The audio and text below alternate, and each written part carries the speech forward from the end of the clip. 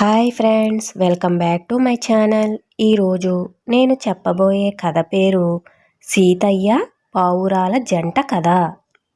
అడవిలో కట్టెలు కొట్టుకుని జీవించే సీతయ్య ఎప్పట్లాగే ఆ రోజు కూడా అడవికి కట్టెలు కొట్టేందుకు అడవికి బయలుదేరాడు.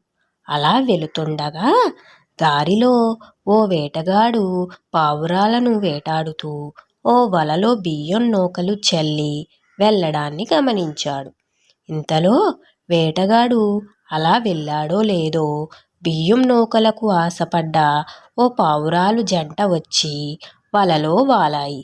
అంతే, ఒక్కసారిగా వలలో ఇరుక్కుపోయాయి. ప్రాణభీతితో అల్లాడుతున్న పావురాలను ఎలాగైనా రక్షించాలనుకున్న సీతయ్య వాటిని వల నుంచి తప్పి పైకి ఎగరవేసి కట్టెల కోసం వెళ్ళిపోయాడు.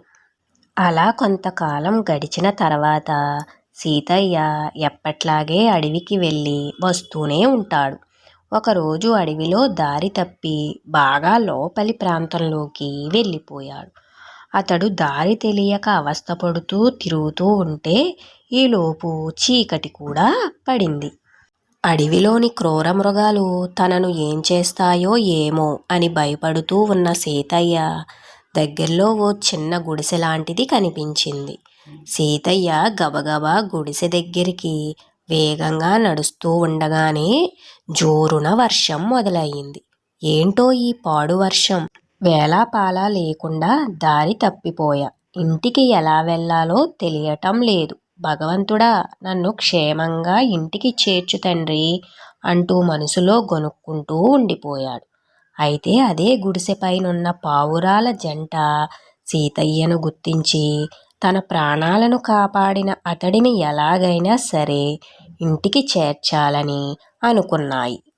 అనుకున్నదే తడవుగా అతడి తలపైనున్న గుడ్డను తన్నుకుని వెళ్ళాయి. తలగుడ్డ ఎగిరిపోవడంతో పైకెత్తి చూసిన సీతయ్య పావురాల జంటను వెంబడిస్తూ పరుగులు తీశాడు. అలా తనకు తెలిసిన దోవలోకి పరిగెత్తిన సీతయ్యకు పావురాలు చేసిన సహాయం అర్థమయ్యింది. తనని ఇంటికి చేర్చేందుకే ఈ పావురాలు తన తలగుడ్డను తన్నుకుపోయాయని అర్థం చేసుకున్నాడు.